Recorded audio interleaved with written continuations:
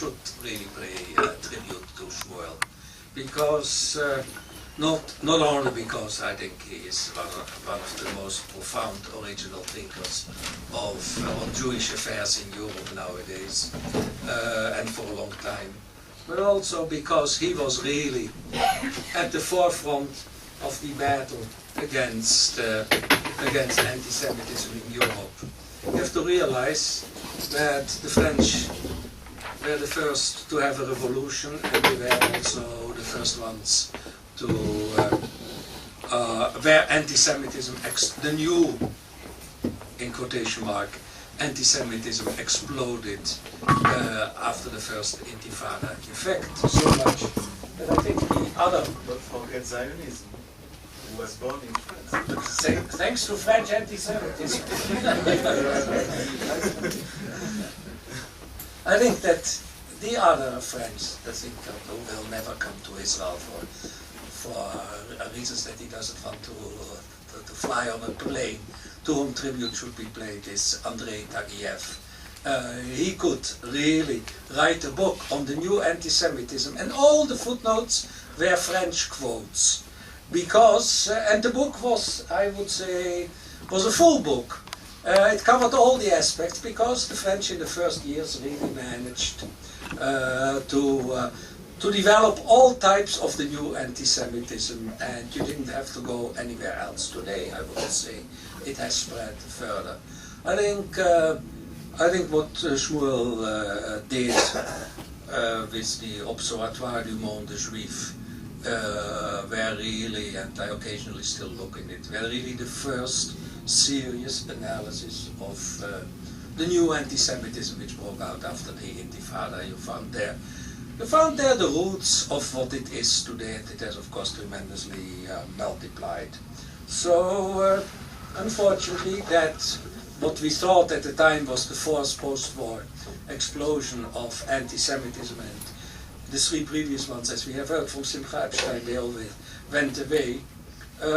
We now can speak, have here a lecture, unfortunately, 10 years later, the permanence of new anti-Semitism in France and in Europe. Now, what also was crucially important, I don't know who of you followed the issue of J. Cole, our great pro-Palestinian Jews who mask as pro-Israelis. The J. Cole in Europe, Shmuel with some friends, Professor Bray, developed a counter-petition, Raison Gardée, which got twice as many signatures? 12,000. They had 6,000. Yeah, got twice as much, which is keep reasonable. I would translate that into English. So, after all this, Professor Shmuel Trigano is a fellow of the Jerusalem Center, fortunately enough, and Professor of Sociology at the University of Paris-Nanterre. He's Director of the College of Jewish Studies at the Alliance Israélite Universelle, editor of the scholarly journal Pardes, the Journal of Jewish Studies, editor of Controverses, a journal of Jewish ideas, and other numerous books. I don't know whether I can still count them. I have a lot of them, especially on Jewish philosophy and Jewish political thought. And as said, he is also the founder of L'Observatoire du Monde Juif, a research center on Jewish political life, which was the absolute pioneer on the study of new anti-Semitism in Europe.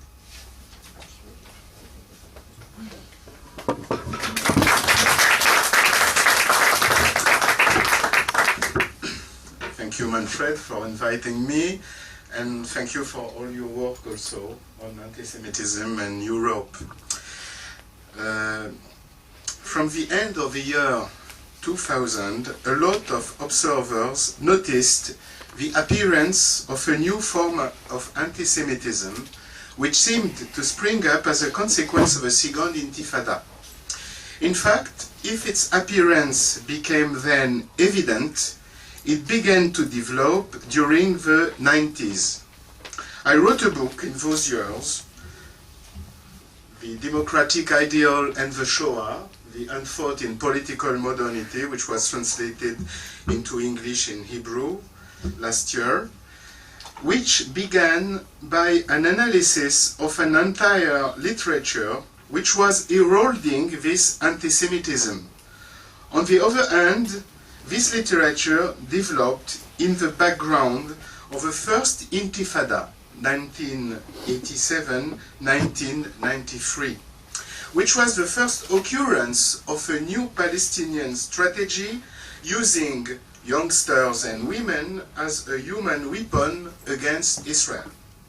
This literature was developing a harsh criticism of Israel and world Jewries, accused of exploiting for selfish interests, power, prestige and money, the memory of the Shoah and endangering democracy.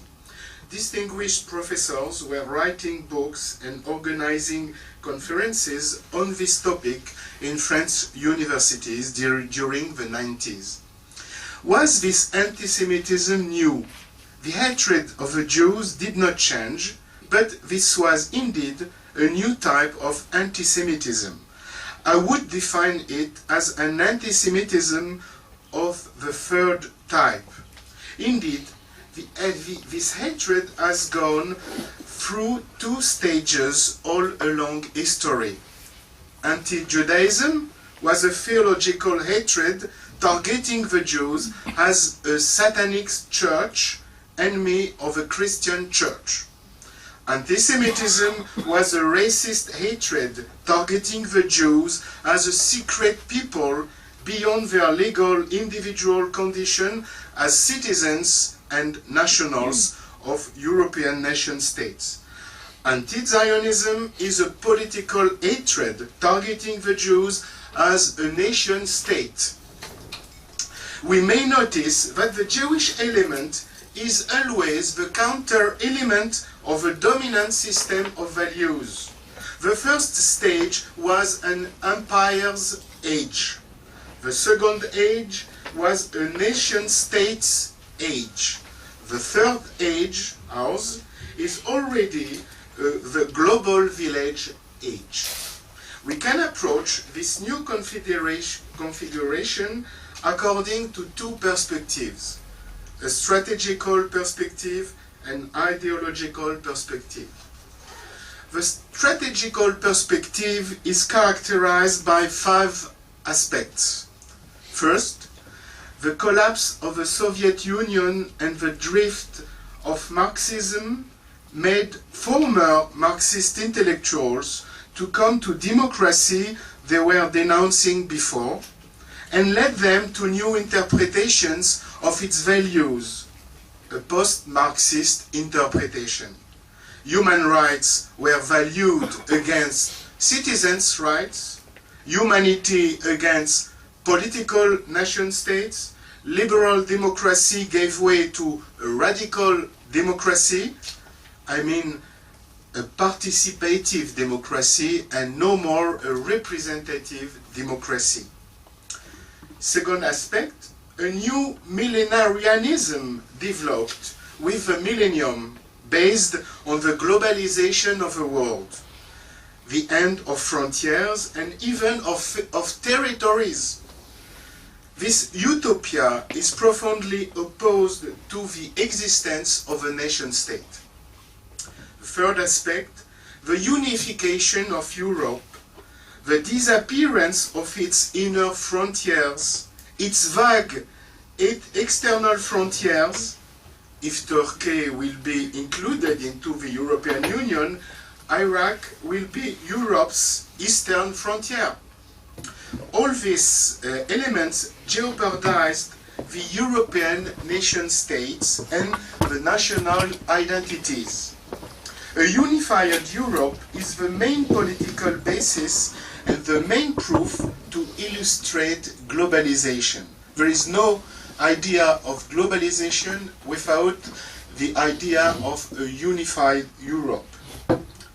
Fourth aspect, the coming of a huge immigration from Arab Muslim countries in an age of feeble national identities, of feeble states has changed the face of Western Europe, its demography, its alliances, and is preparing a century, to my mind, is preparing a century to come of violent identity wars inside Europe.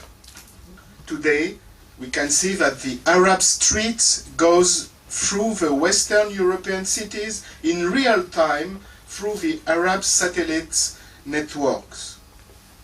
And the fifth aspect, the world jihad offensive relayed by the immigrant Muslim communities at the same time has created the basis of a clash of civilizations inside Europe. As you might see, no characteristics of this situation concerned directly the Jews and Israel. Three elements are critical. First, the manipulation of a Shoah symbol by post-Marxist oriented intellectuals. Why post-Marxism is so anti-Jewish? Don't forget that for Marx, the Jewish citizen condition, in his book The Jewish Question, is the symbol of liberal and bourgeois democracy. We must also remember that the main intellectual failure of Marxism as a method is its inability to understand the phenomenon of national identity, which cannot be reduced at all to the classes war model. We can, I tried to write this genealogy in this book, The Democratic Ideal. There is a text from Amadeo Bordiga, which was the head of Marxist current in Italy in the 17th, which is called Auschwitz, or the Great Alibi. Okay. In this text, he explains that the failure of the student revolts of May 68 could be attributed to, I quote, an invisible hand pulling the strings of history. And in fact, in this perspective, the genocide was seen as the crystallization of an industrial rationalist technology, and it was the outgrowth of capitalism and its democratic facade. The idea of a singularity of a Shoah was a hoax designed to conceal the shameful nature of capitalism and its pretense of democracy. The imperialist West appropriated the victim status from its own victims in the Third World and reduced them to silence by morally obliging them to feel sorry for their persecutor.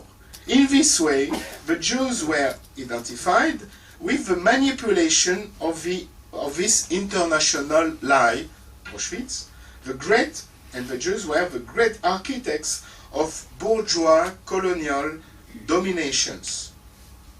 It would be interesting to reconsider the strange rallying cry of 1968 in France, "We are all German Jews," in light of these developments.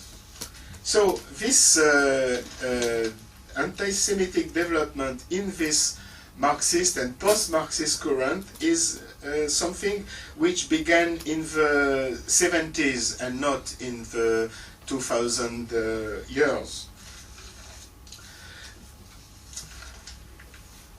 Second element, critical element, the manipulation of a post-colonialist ethos by the Palestinian, which became for all Western Muslims the figurehead of the Arab cause. Third critical element, the attack by Jewish intellectuals, part of the post-Marxist elites, on the legitimacy of a Jewish people, a Jewish nation, and a Jewish culture and identity. It's an old idea from Marxist times and from the assimilation times. This third element is decisive and underline that we are facing, I am very regretful to say that, a real war of the Jews.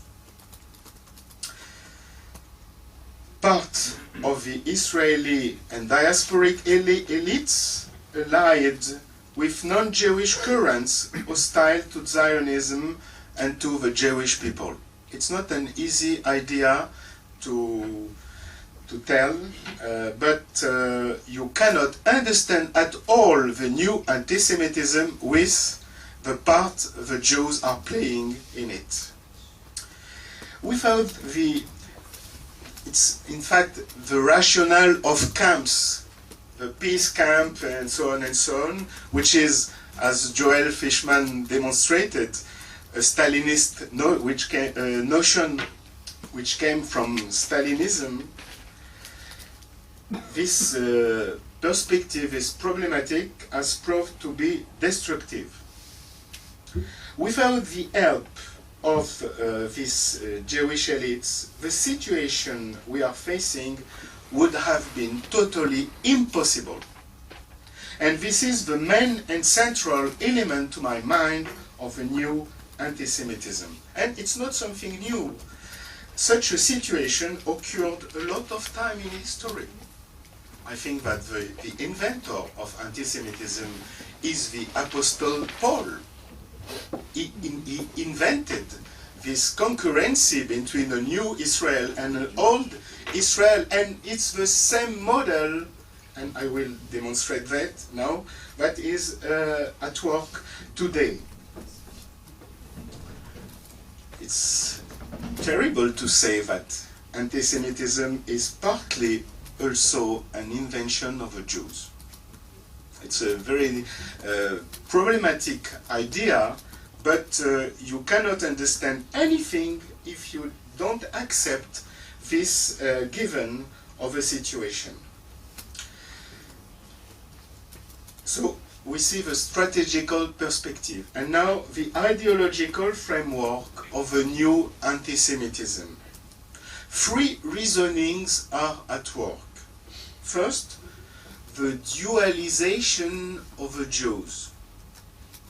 Second, I don't know if it's understandable in English, the debasing praise. Yes, you can understand? The superlative lowering of the Jews, if I can explain that. And third, the Arabs identified as Jews. First of all, the dualization of the Jews.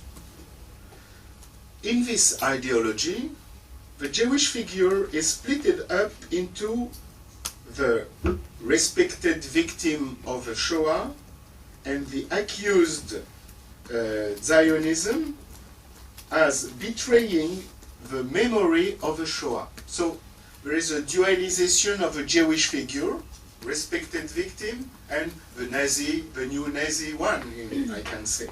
Okay?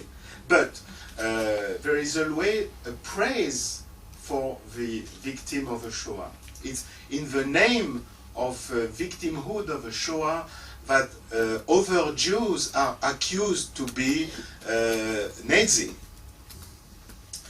The splitting between the moral critics, Jewish critics of Israel, and the Zionist colonialist Jew. So here also, and that's the play that the anti-Zionist Jewish intellectuals are playing in all the European and American states and Israel, in fact, they are considered as the voice, the moral voice of Jewry. But and they are playing this role in all televisions and so on, but they can play this role only because other intellectual Jews are expelled from respectability, from morality. Okay, and so it's difficult to say that there is a censorship, because you have Jews who are speaking, but they are very criticist of Israel. This permits to the new anti-Semitism to feel moral. It's a moral position. This anti-Semitism praises a figure of a Jew in order to hate another figure of the same Jew. And this is, I say again, possible only because there are anti-Zionist and anti-Jewry Jews. It would either be possible. The dualization of Israel follows from the same rationale. The Palestinians are considered as a double of the Israeli people. So you see the word Israel-Palestine. It's what is going on in Israel-Palestine, as if you have already a unified state between Israel and Palestine. So the Palestinians, which are considered as a double of the Israeli people, are considered as the real heirs of the Shoah. Edward Said defined them very well. Palestinians are victims of the victims. So, the final victims of the Shoah. That was for the dualization of a Jew. Now, what about the debasing praise? The praising of a Jew as a victim is, in fact, the basis of its debasing as a real Jew.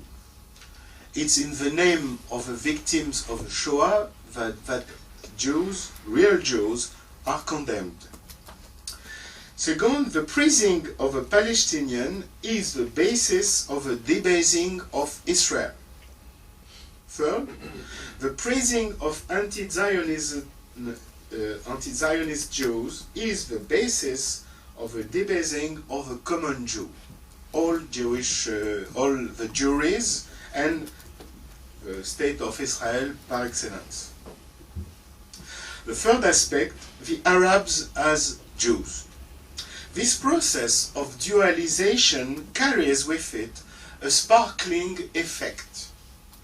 First, a permanent parallel is done between the immigrant communities and the Jewish community. This comparison is not based on history and status. Jews in Europe are old nationals and immigrants are recent citizens. Their religion of a Jew has been reformed by the state already in the 19th century, and that did not occur for Islam. This comparison became structural with the development of the affirmative action in favor of the Muslim immigrants. It enhanced a process of creeping and de facto denationalization of the Jews and their marginalization because they are a tiny minority that the citizenship does not protect more.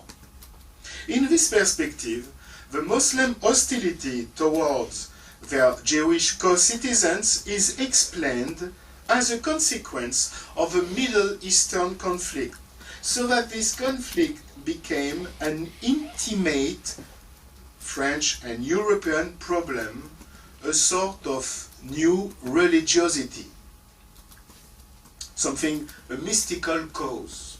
In every village in France, you have a committee for Palestine. Okay.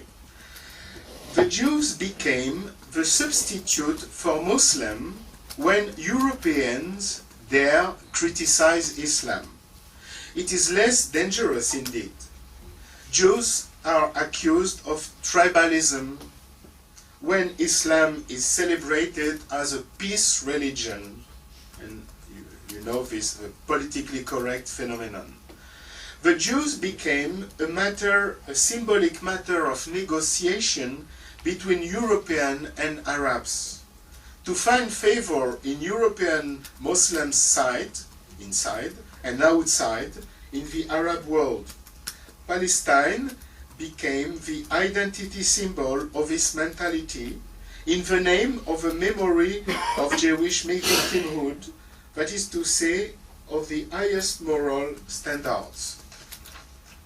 The Jewish collective identity is recognized only as attached to the Shoah, victimhood, which is the contrary of the Israeli nation-state.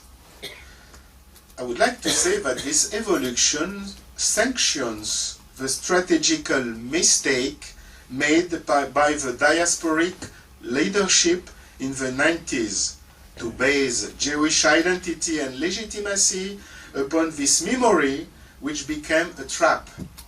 It was not only based on an exclusive victimhood, but also placed of a concern under direct state control, memorials, chairs, ceremonies, and so on. Indeed, the takeover of a concern by the state is totally harmful to a Jewish community in a democratic regime, which must lean on a voluntaristic basis in order not to be expelled from the citizenry. I think here there was a tragic mistake by the Jewish leadership. France is a very exemplar country to illustrate this situation. The contrast between a very centralistic state and a huge immigrant population intensifies all these problems. The progress of Muslim influence in France is worrying. In the political sphere, what is called in French positive discrimination. In English it's affirmative action, but it's positive discrimination. I think it's very logical as a definition. In the political sphere, the positive discrimination is setting a new type of right based on privilege of birth, like in the Ancien Régime. Citizenship is no more an individual status. Minorities are taking the place of citizens. And participative democracy, that is to say non-voting democracy, is taking the place of the representative democracy. But in the realm of minorities, you have lesser and stronger minorities. Human rights, which were an important basis for action for the emancipated Jews, became now a weapon in the hands of new anti-Semitism. The so-called universalization of the Shoah led to this instrumentalization. In the economic sphere, the introduction in France and in the legal framework of France of Islamic finance with a Sharia board in each bank augurs ill for the future if we remember the intolerance of the Sharia for the non-Muslims. The boycott against Israel is another element of anxiety because its aim is to create a psychological climate setting the Jews and what is Jewish apart in civil society. Islam is becoming more and more a de facto state religion with privileges that were forbidden for the old French religions, included Christianity. In order, it was in fact a word by the Archbishop Lustiger. He declared some years ago that he feared that Islam will become a state religion in France. In order to be recognized, Jews as Christians had to reform themselves at the beginning of the 19th century. Only Islam is not requested to reform itself in order to be recognized by the state, and especially the reform to renounce its political dimension. So, on this basis, it became de facto the most privileged religion. Because of the politically correctness, all the problems of Islam are referred to Judaism. For example, the opposition to halal slaughter has consequences for the kosher slaughter in the name of equality. If you forbid to Muslim, you have to forbid to Jew. The enmity towards Israel is always going on in the cultural and media sphere. The difference between the huge symbolical weight of the Jews and their limited reality, you have today in France, according to Sergio de la Pergola, 350, I'm sorry, 300. Yes, Jews, and not 700,000, as it was thought. 300,000? 350,000 Jews, between and 400,000 Jews. It's between these two. Yes, yes. So the huge difference between their symbolical weight and their demographic weight is astonishing. And so you can understand the ideological situation. And especially in an age when people are not do not understand what is going on. There is a huge mutation of European society because of globalization and so on and so on. So people do not understand more what is going on. And when you do not understand, you imagine there are plots, secret plots, to explain by people, by specific people or communities or groups, why it's going in that way and not in another way. And I can say that even among the students at the university, the most common ideology today is the plot ideology. There is a plot and so on. So I heard one of my students in MA, she told me she was sure that Hollywood is working for the State Department. And she wanted to explain a sociological problem by this cause. Okay. And but if you compare this, the reality of the Jews and their universal presence on the stage of media, discussion and so on, and the crisis that I tried to understand, we see that all the elements of an anti-Semitic outburst are here. And on the ground occurred also a division of populations. The Jews, when they were able, for financial reasons, fled the mixed districts where you have Arab residents. For example, there is an important movement from Eastern Paris to Western Paris. In Eastern Paris you have a lot of immigrants. But Western Paris, Neuilly, the 16th district, the 17th, Boulogne, and so on, you have a new Jewish community there. People, and also the same division of population is occurring in the public schools, because the security of Jewish pupils is no more certain. So there is a huge demand for Jewish schools to accept a lot of Jewish pupils. And when there is no place, these pupils are going to Catholic schools, only for security reasons. Okay? And you have a lot of examples that when there was a problem in a public school, it was told to the Jewish parents to put their child in a private school. So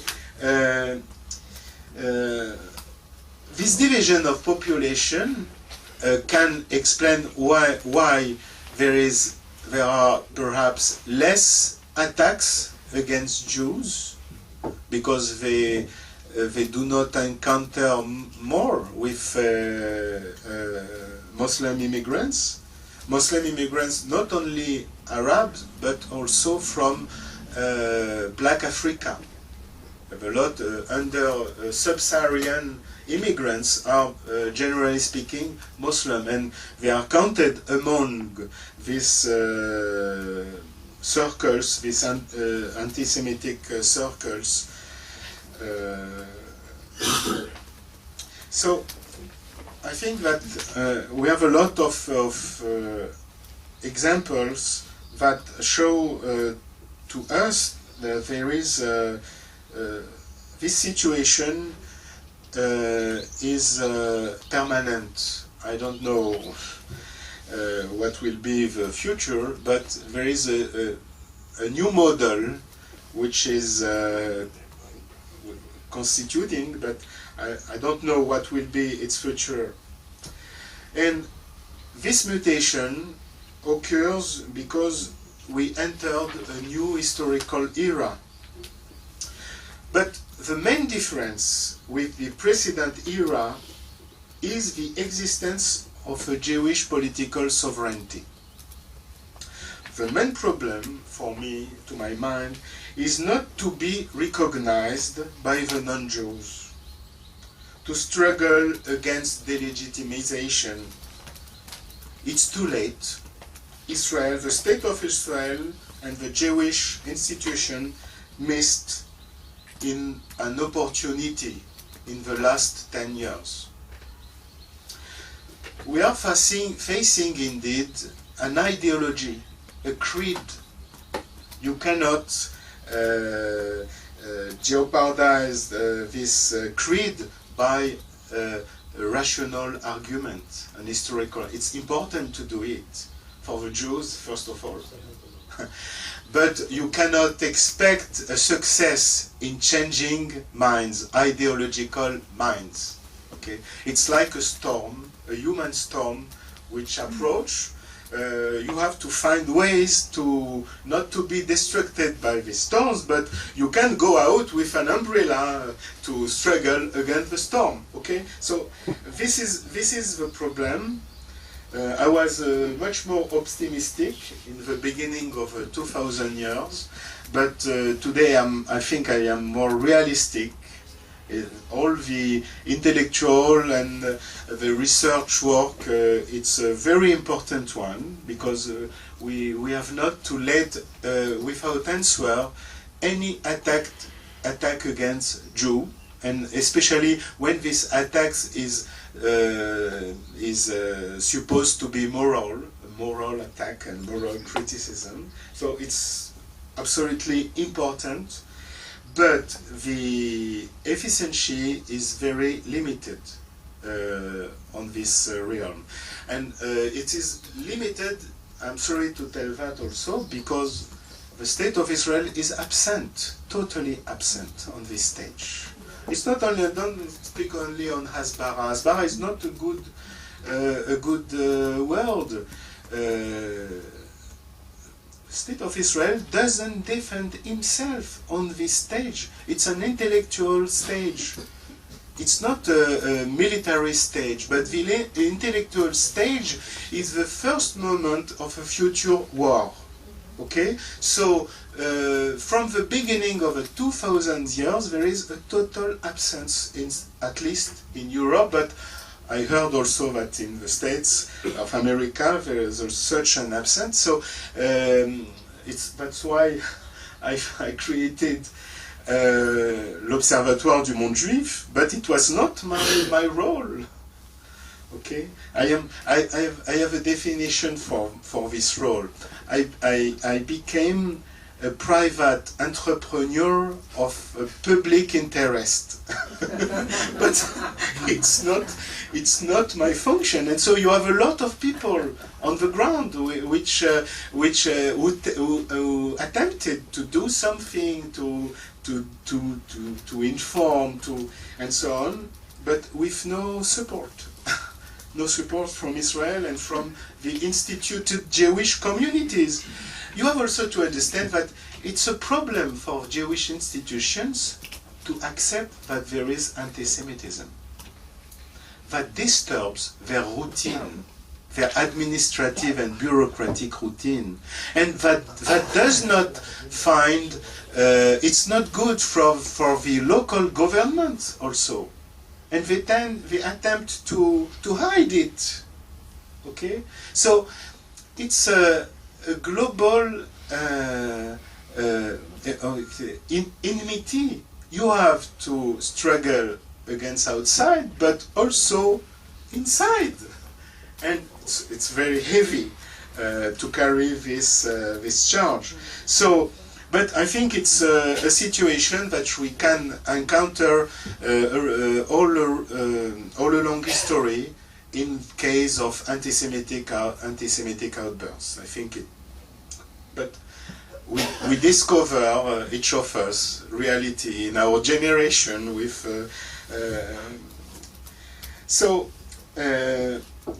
This is the problem today is not to ask for recognition. It's a waste of time.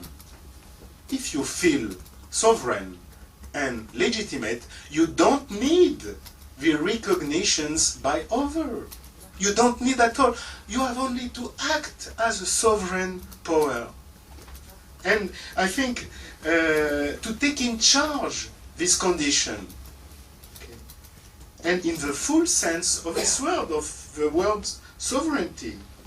But one of the most important problems is to address the internal war of the Jews. I think it's a terrible situation. As it is said in Hebrew, empatrouper la Satan. If it is possible to say, they open the mouth of devil. Okay, so that it's this. I don't know what can be the solution. Israel is a democratic state, but democracy is also very feeble in time of war, and it's a real war against the Jews. I think perhaps Israel neglected the state of Israel, the Ministry of Foreign Affairs, neglected very important dimensions, and first of all to be confident in the Jewish cause, to be totally confident in its legality and so on. But so you have to recognize all the parts of history. It's a difficult perspective, and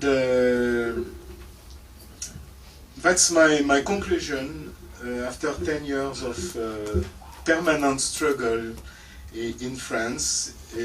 These years were the worst of my life, I can say. You know, I knew a difficult situation, first of all, when I had to flee Algeria in 2 days with 2 luggage in my hand.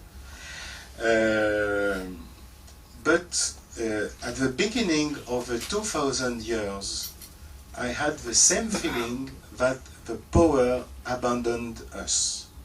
When in France, during 2 years, there were more than 500 attacks on the Jews, and a total silence in the media, government, and Jewish institutions. And when we cried to help, we were told that we are racist, anti-Arab, and so on, and inventing facts that do not exist. So this feeling, a second time, to be abandoned by the power, by the state, is a terrible feeling. And in fact, my generation and a lot of the generation before built its life on the creation of a state of Israel. And that explains why all the Jewish communities in diaspora became Zionist without doing Aliyah. They found in Israel and Zionism not only a moral dignity, but also a reason of hope. You have to understand, and that was the topic of my book, what happened in the Shoah, and it's an explanation of today's ideology. In the Shoah, Jews who were supposed to be individual citizens were destructed as a people not recognized inside Europe. Okay? So this phenomenon is a turning point in Jewish modernity, the rediscovering of a Jewish collective faith. And that explains why there is today a link which is done by the anti-Zionists between the memory of the Shoah and the creation of a state of Israel, and even of every Jewry as an organized community inside a democratic regime. Okay? This connection, this link is not totally without a basis, but the basis is that what is at stake is the collective destiny of the Jews, and no more the individual condition of the citizen. And this danger goes together with a new version of democracy, what is called in France démocratie participative democracy. It's no more a representative democracy which represents individual citizens, but now they are asking for new rights for minorities. Minority must become actors on the democratic stage. It's a totally reinvention of democracy. I don't know what the name democracy is designing, but that's the question. The question is also a political one, and not only the question of the hatred of the Jews. Okay? So in this mutation, the political status of the Jews in democratic regime is at stake. Okay. So we have to think about this dimension and not only about the hatred of the Jews. Okay. So this question is also a question for all the citizens in European democracies. What will be their future in this transformation? Okay. So it's a very vast problem. We are centered on our destiny, that's right, and it's totally legitimate as actors, but we have to understand a global mutation and what can be our strategy in this new world that we did not choose, but it's more and more a reality, and to adapt our position to this new situation on the political realm, on also on the military war. I didn't speak about war, the new asymmetrical war. So That's why I am a little bit pessimistic. I cannot change the world. I'm sorry, but I have to accept this, it as a given. But I think that we can do a lot of things when working on ourselves. It's the main element of a situation. And that's why the war of the Jews seems to me a very dangerous situation, but I have no solution today for this one. Thank you.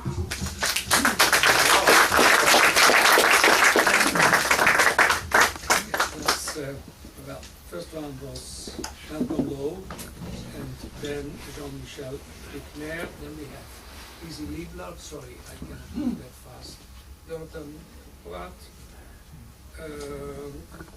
Ephraim Surov, Rana Givon, Yusuf Hakimian. Okay, we rapidly go to the end. Professor Maurice Roumani, and Professor Richard Landis. And I close the list.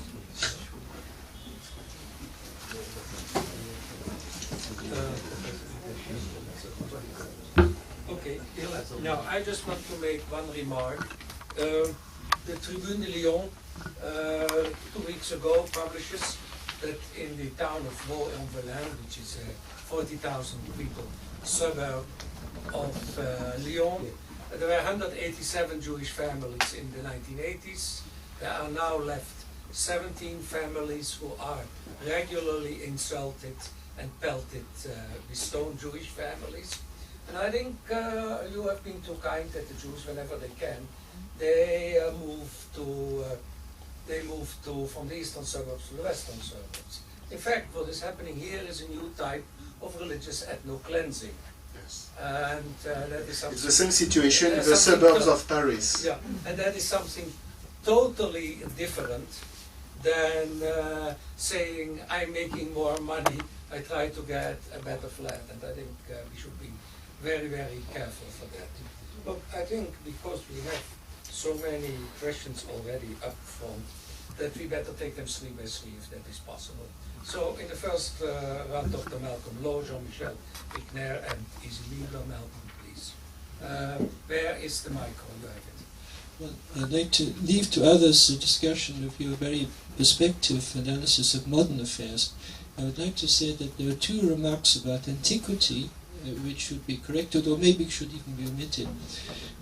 Firstly, you said that racial anti-Semitism was the second manifestation. In fact, racial anti-Semitism is pre-Christian. It's documented in Flavius Josephus' book, And Against Apion. Racial anti-Semitism was an invention, it seems, of Egyptian historians writing in Greek before the Christian era. And you have all kinds of things. You have a blood libel, you have all the forbidden things. The idea that the Jewish people is afflicted by some kind of hereditary sickness, the Jewish people is one which is turning the whole world upside down for its own purposes, and so on. This was picked up, amongst others, by the historian Tacitus, and where Tacitus and others in the Enlightenment period, this kind of racial anti-Semitism was revived. So that is in fact the oldest kind of anti-Semitism. The second point is regard to what you said about Paul, which I think you may not know that in the last 50 years there's been a great deal of Christian scholarship on Paul. In fact, Christian anti-Judaism as a clear ideology appears in 2nd century Christian writers. The first one is Justin Martyr. You all have also Melito, Sardis, and others. There it is fully developed. What you have in Paul is something different. In fact, Paul, especially in his epistle to the Romans, insists on the special position of the Jewish people, that they continue to hold the privileges that they were given by God, and these privileges cannot be revoked. And that the Jewish people will exist until the end of history, and that they will always be beloved of God, and so on. In fact, in the history of Christianity, it is Paul's writings which always served as the theological justification for protection of the Jewish people, and also in modern period it was this particular epistle to the Romans, which on the one hand was a great stimulus for Christian Zionism, and on the other hand, in the last 50 years, the statements of various churches about the validity of the covenant with Israel and so on. So all these kind of statements, they also come from Paul's writings. So I think that Paul is not the one to accuse us with. Jean-Michel. Mr. Trigano, you very unfortunately described the very bad situation in France, which I know is also true in Belgium, in Holland, and many countries. Yesterday I was at a press conference with Mr. Korb, he's dealing now with Pollard affair. And when I said I'm coming from France, a journalist, and I said, in France we have a different situation, but something similar, because here in America you have someone who is guilty, but you have nevertheless a kind of what we call in France the Dreyfus affair, when someone has been condemned for something which didn't deserve such a high penalty of 25 years in jail, etc. So he said, unfortunately, the Jewish people, and certainly even in America, the Golden Medina, don't have as much power as maybe the Afro-American or other minorities, and sometimes don't defend themselves or cannot defend themselves as they should, and certainly not in the time they should do it. So my question is, what do you think now the Jews in France, besides making Aliyah, which certainly would solve a big problem, but anyway, and would be a good sign for Israel, but what do you think the French communities, the CRIF or other organizations should do now? Final one of this first round, please. Yeah, thanks. I don't think we're disappointed. We expected and got a really profound analysis, rather lachrymose, but a very profound analysis. I would like to make 3 or 4 observations and ask you to clarify. First of all, the statistic about French Jews being 350,000 or thereabouts. What I don't understand there is the statistic of Jewish tourists from France in Israel is somewhere around the 200,000 plus. Now, even allowing that some of them come twice, I think there must be more than 350,000 Jews just on the basis of that statistic. I'm asking this question to you because it perplexes me.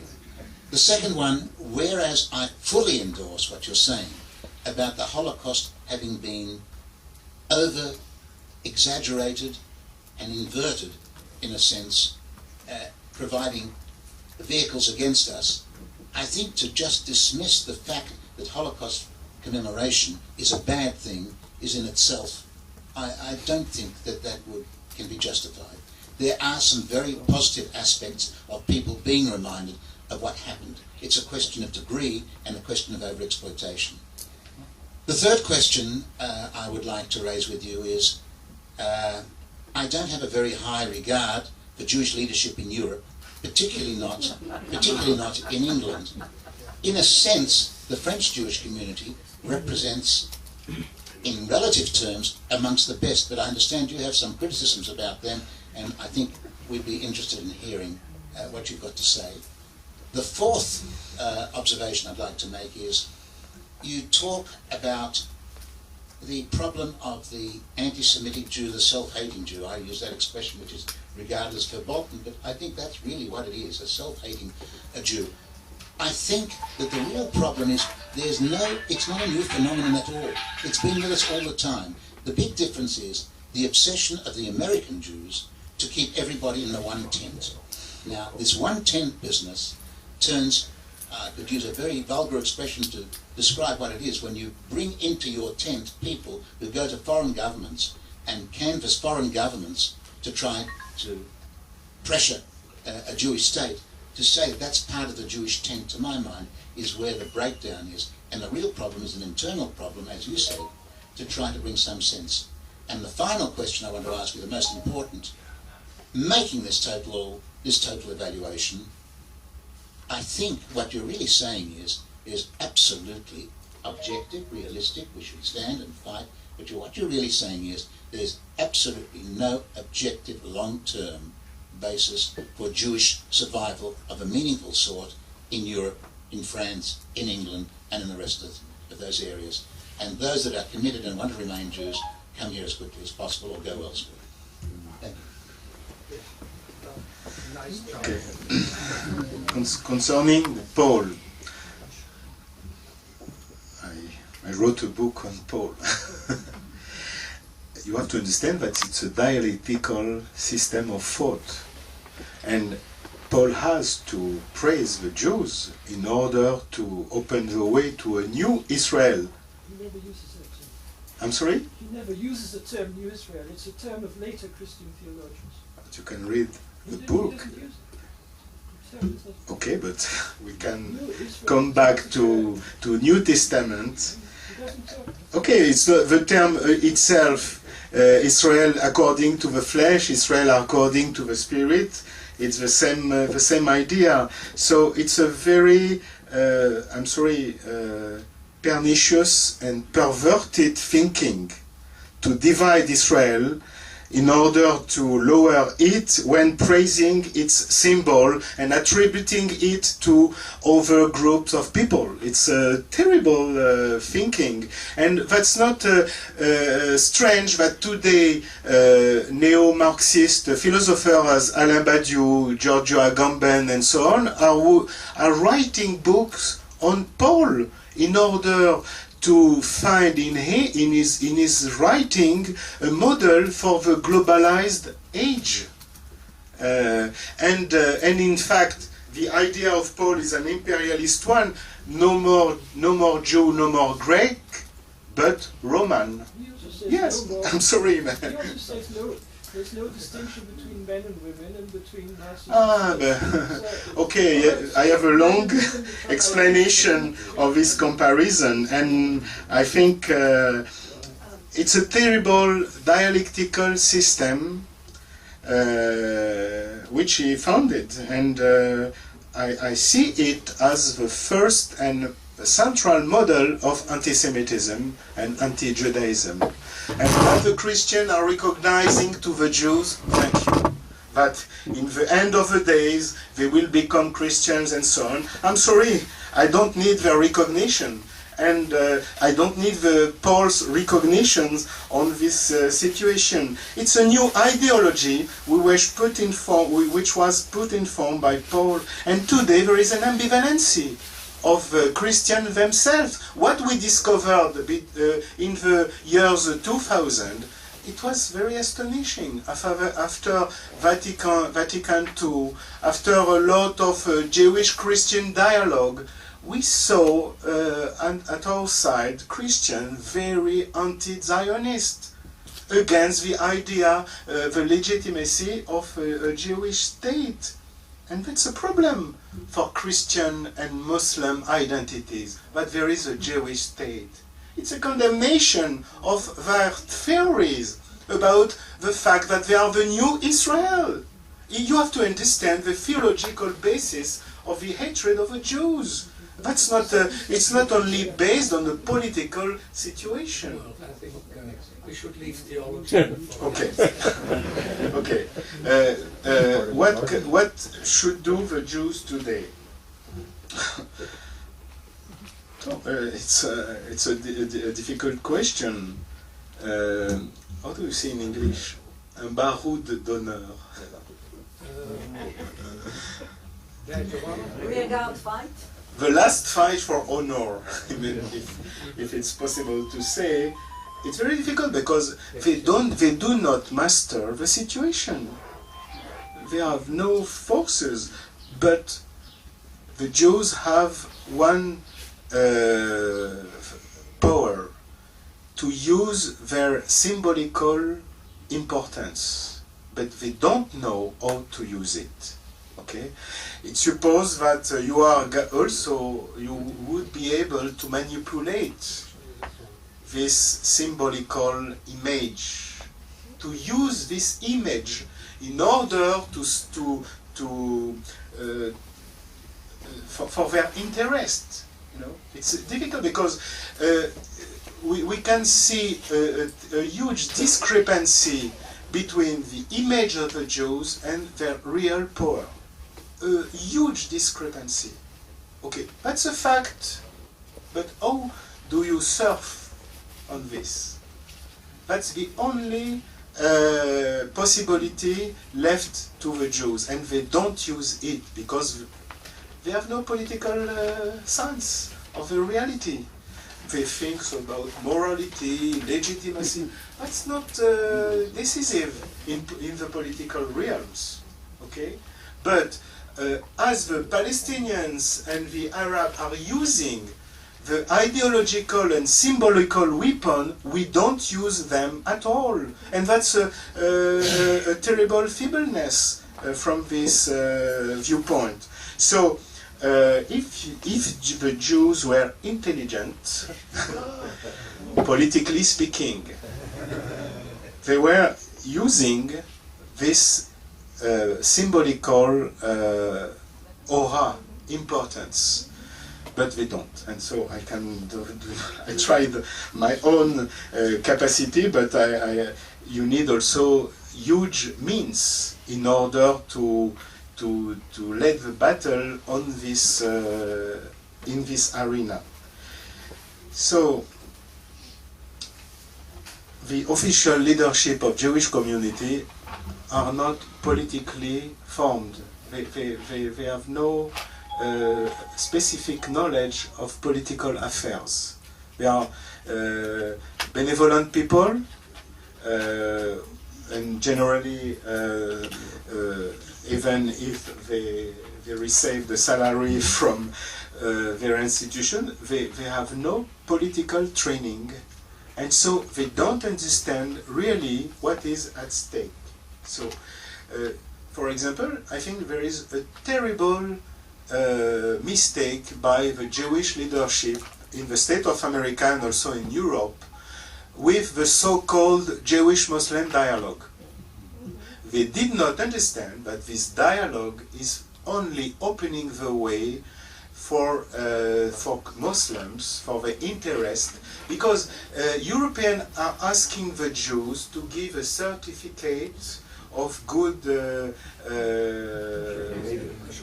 of kashrut for the Muslim immigrants. But when they receive the certificate, they are turning against the Jews. Okay, so they did not understand at all this situation, and especially in Europe. In Europe, the so-called Jewish-Muslim dialogue is totally instrumented by the governments, which are feeble and cannot find a solution to the integration of the immigrants, and are turning to the Jews to give them a certificate. And this is the main problem, I think, in the diasporic policy today.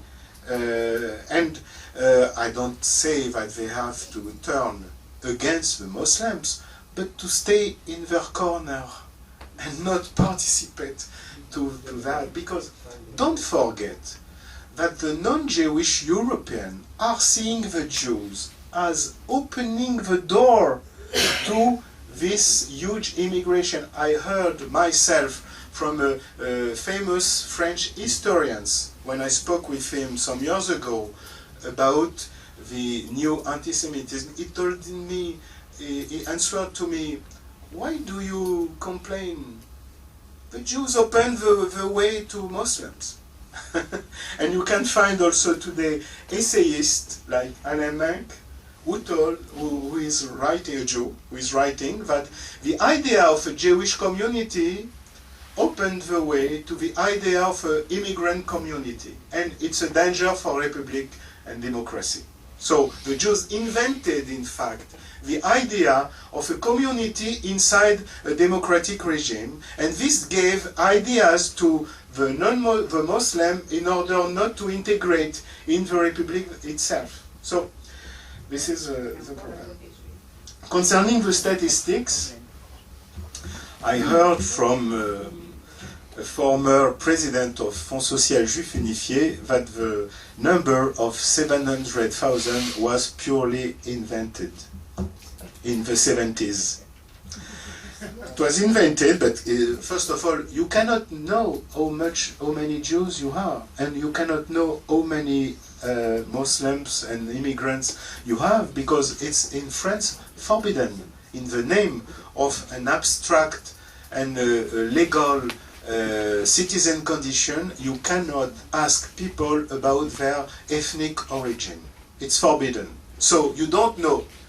You don't know if there are. It's years that we hear that there is only 5 million Muslim immigrants, but you can hear, or you can also hear about 10 million, 12 million.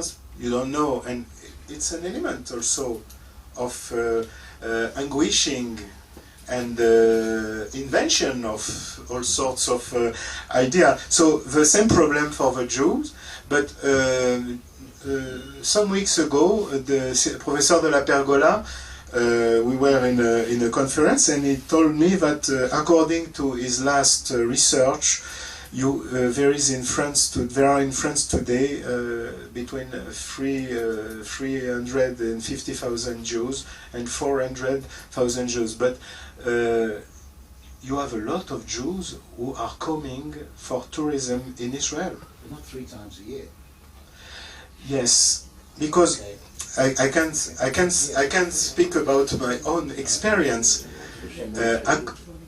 When you come here, although you are in war, these Jews are feeling more free, with a neshama, and I can explain that you have Jews who the planes are always full, and I think you have a very high percentage of Jews who are coming to Israel, and very often. Okay, so concerning the Jewish leadership in Europe, I think I can say only one thing: he is not professional. He is not professional at all, and he doesn't use the experts they have in the community, in the Jewish community. You have a lot of experts of all sorts. You have no links at all. You have no, perhaps in England you have Center of Research concerning the Jewish affairs. I tried to create one, but with no success and no support. So there is a problem of professionalism in this situation.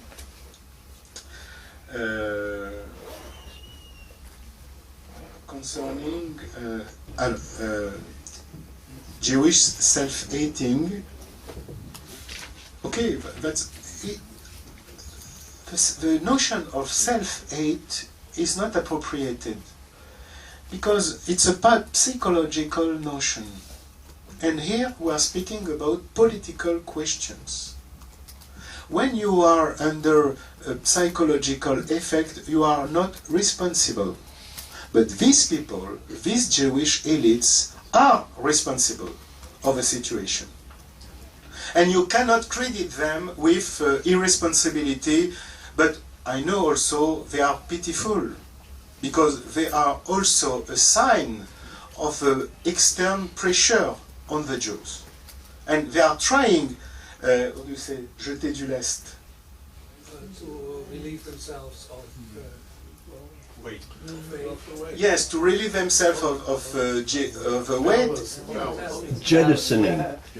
Ballast. Okay. Jettisoning. In order to continue to be accepted by their natural elite milieu also.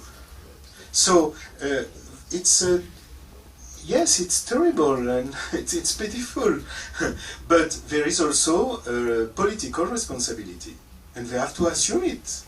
From this point of view, I don't know, before the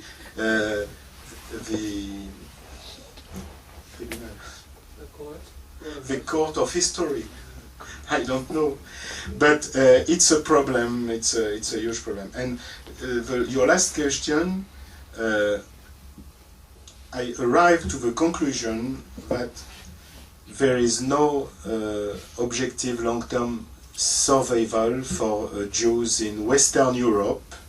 I think it's specific to Western Europe, but not to Eastern Europe, where you have not in immigration. Okay,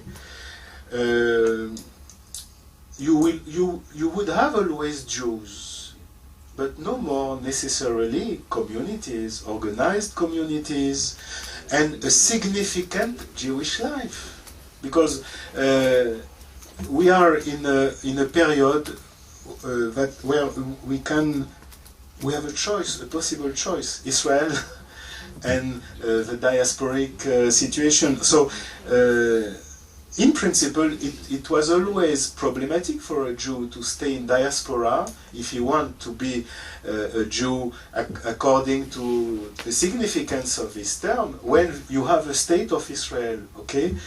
So, now there is a totally new deal in the Jewish situation. Perhaps Jews will find a new model. I don't know. I can't ignore such a possibility, but in fact, I don't see such a reality today. We'll have to go a bit faster. The next round is Dr. Ephraim Zurov, Hannah Givon, and Professor Maurice Romani.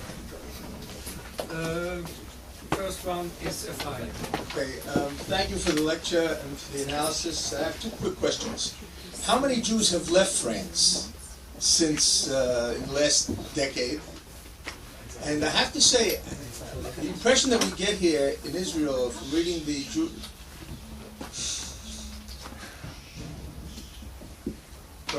from following the events in France is that at the outbreak of the Intifada, there was a huge number of anti-Semitic incidents, but it took a while, but eventually the authorities cracked down, and that number has dropped in a very substantial manner. And I don't understand why you said the Jewish world did nothing in response to these events. There was a tremendous outcry and all sorts of efforts to put pressure on the French government to crack down on people who committed these crimes, and it seemed to be the case, unless we're getting the whole wrong picture. Next one is Hannah. I want to thank you for telling us what we really are sad about hearing. But I wonder, I have a double-pronged question. How long did it take for this huge French Arab Muslim immigration into France? I mean, it didn't happen all of a sudden, and I wondered how long it took. Maybe what's happened there would serve us well to use as a model for what's happening in the United States now. Just this past week, we were informed that buses in Seattle, Washington, are going to be having signs calling us guilty of crimes. And we know what's happening on American universities. Of course, a lot of this happened because of the Saudi funding of American universities since 1969. Which is having its bad results now. I just wanted to say one thing. I recently read a thesis written by a graduate of Yale who graduated with first-class honors, and he wrote about, included some of what's happening in Palestine now. He used their narrative. He told about 29 Muslims being killed in a mosque, the Ibrahimi Mosque in Hebron. Complete use of the Muslim narrative. This may be something that we can start to fight, and I think that since there are a lot of Americans here, Anglo-Saxons, maybe we can start to use ourselves as the bridge and inform people of what's happening. That's not a lie. That's okay.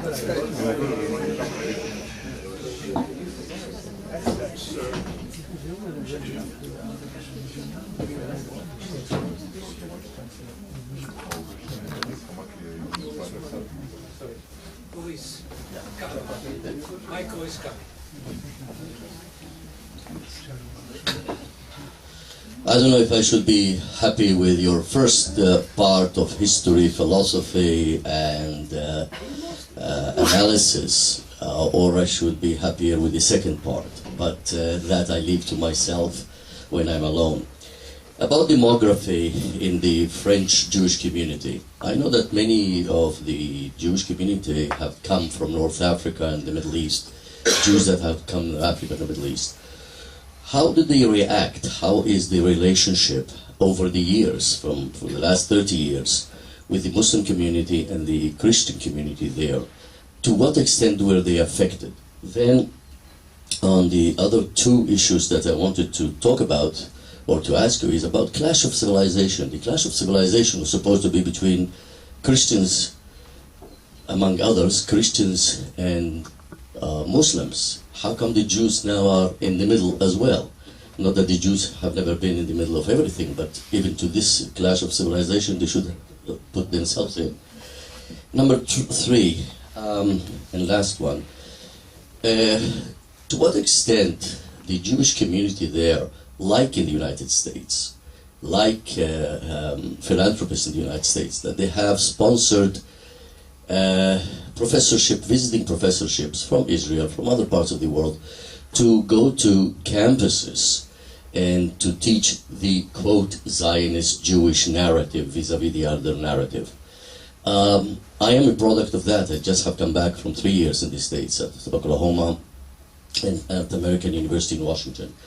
And you are rightly so. The Jews, the Jewish students were the worst when it comes to Zionism and to the Jewish state. To what extent one can muster such a support for professorship, visiting professorships to French, or for that matter, European universities? How many Jews left France? I have not the last numbers, but I suppose in the last years between 6,000, 10,000. But a lot of Jews left France also in the 70s. And I can prove that because I'm organizing a lot of conferences in France. And I can say that all the Jewish specialists are in Israel. French-speaking specialists of Judaism are in Israel, and it's very difficult to find. In the meantime, you had also the wave of ultra-Orthodoxy, which destructed a lot of the classical Jewish community. So, in the intellectual realm, a type of Jewish community disappeared in those years from the 70s, but in the 2000 years, I think, I heard about 6,000, but we have no, and you have also Jews who made Aliyah and go back because of failure to find a place in Israel. So it's difficult to have numbers. A lot of Jews bought an apartment in Israel in case of. They had an illusion with the Sarkozy era, and in fact Sarkozy was a turning point for the struggle against anti-Semitism. That was true, but Sarkozy as president was very deceiving for everyone, and not only Jews, so it's another situation today. People are speaking today of a struggle for the next election between Sarkozy or Socialist Party and Front National Party, Marine Le Pen, as a second. But if the Front National is more and more important, it's only the fault of a left. It's the fault of the left. The politically correct forbade to address the real questions of French society, and you have consequences. So Marine Le Pen from the Front National tried to get close to the Jewish community and to come to Israel, but She was always rejected by the Jews and by Israel. You can find among the Jewish communities sectors of opinion which feel close to Front National and to, I think we are today, you will see the development of a strong current anti-Islam, against Islam in the French society. Because the politically correct is so unbearable, so false, that people are beginning to think about what happened. What is said on the television in the power circle is not what they are experiencing in the streets, in the reality. So we are on the verge of a turning point. And I'm sorry, but defending our interests, we have to decide a position concerning this. It's relationship of powers in the French political arena. I don't know what will happen on this question. About the French leadership, well, I don't know. I don't want to criticize such person or another person, but it's a fact that the majority of action against anti-Zionism and so on has been done by private Jews. They created groups, they created internet sites, and so on, and they are not relayed by the institutional Jewish powers. And I understand that it's a problem for them. It's a problem because to speak about anti-Semitism is a political act and not only a reality. It's a political act, and this act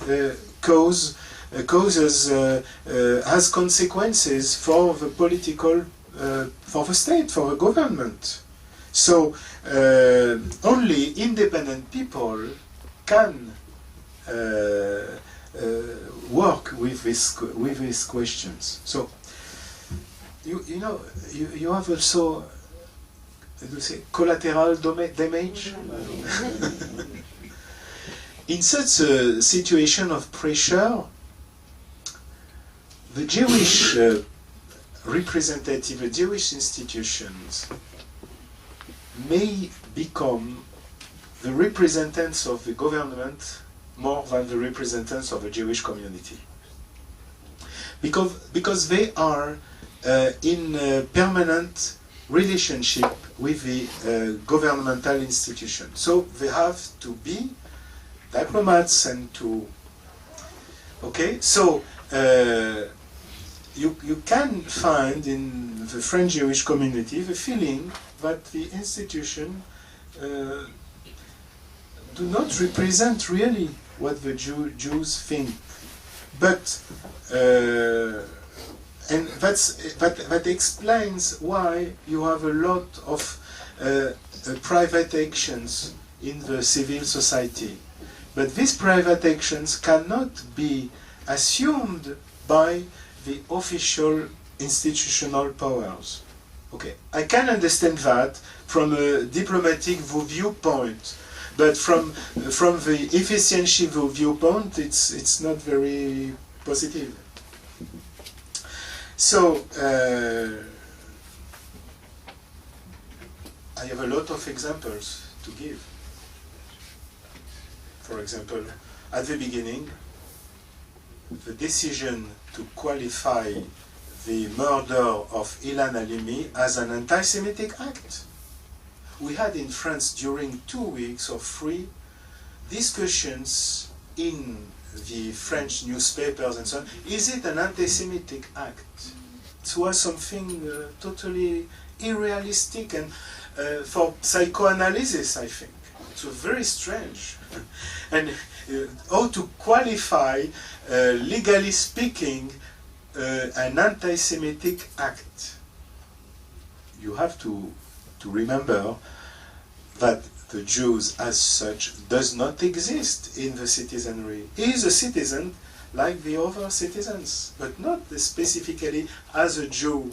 But an anti-Semitic act is attacking the citizen as a Jew and not as a citizen. And so here you have a discrepancy between the official status and image and the reality.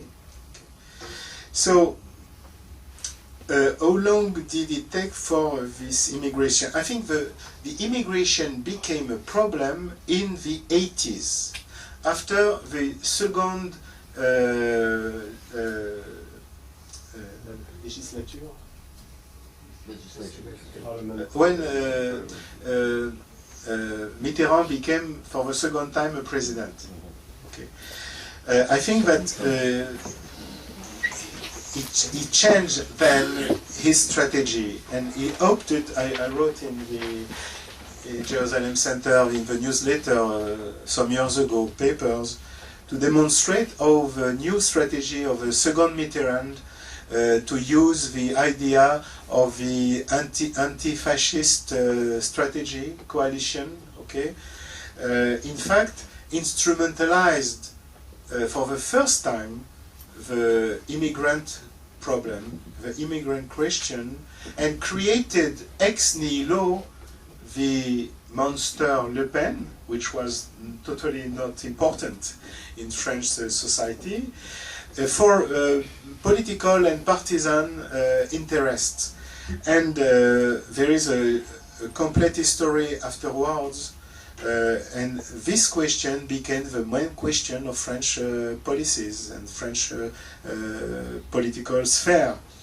But at the beginning, there were an assimilation between Jews and immigrants. It was the action of SOS Racism. SOS Racism was in fact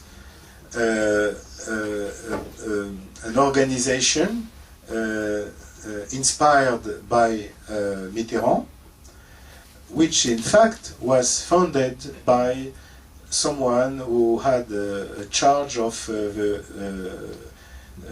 Union of Jewish Students, UEJF. And to your question, this is the only union of Jewish students, and this union in fact became closer and closer to the Socialist Party, and this policy, which is a so-called multiculturalist policy, so that they were absent on this front against the delegitimization of Israel.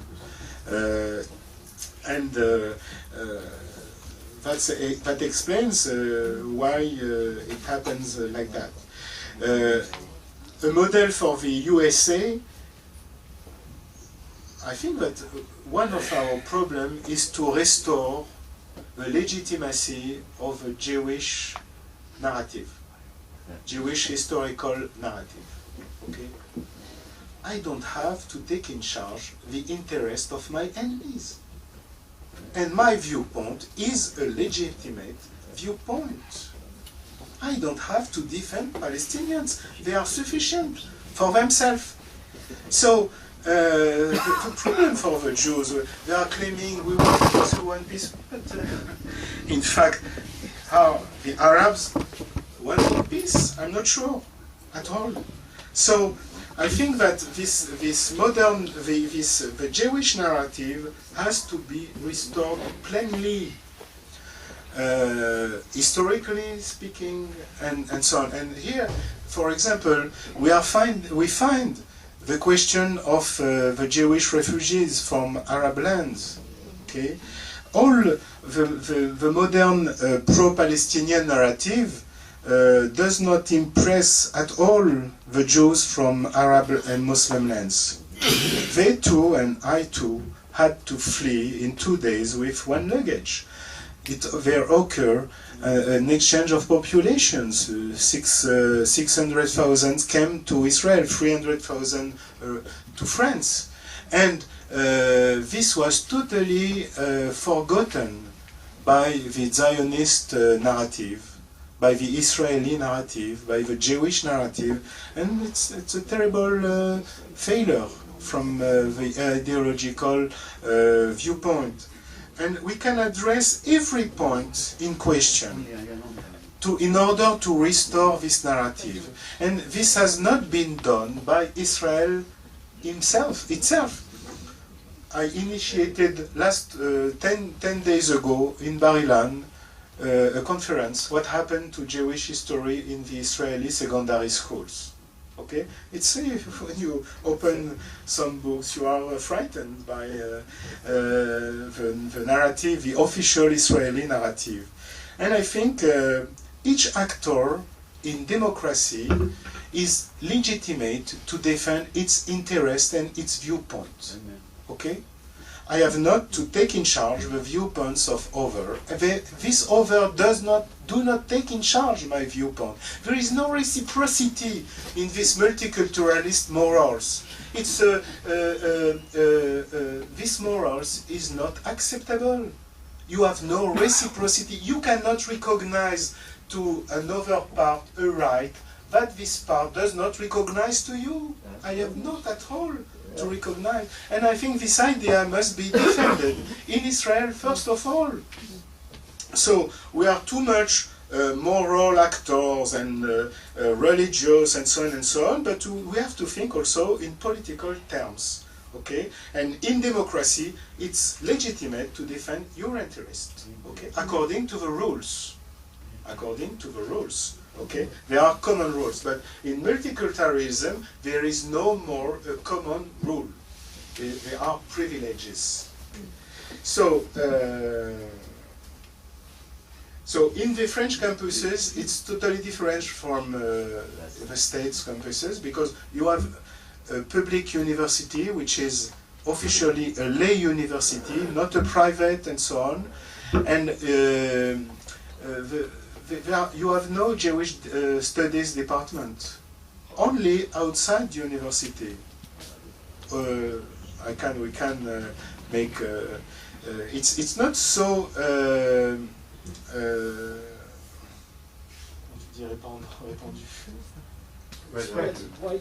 Yes, yes.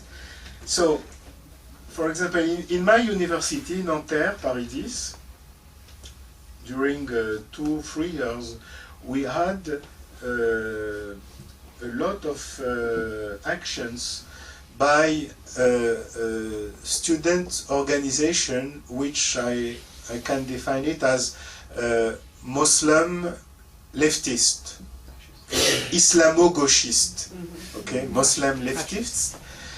And this organization was very interesting to study. We published a study about it.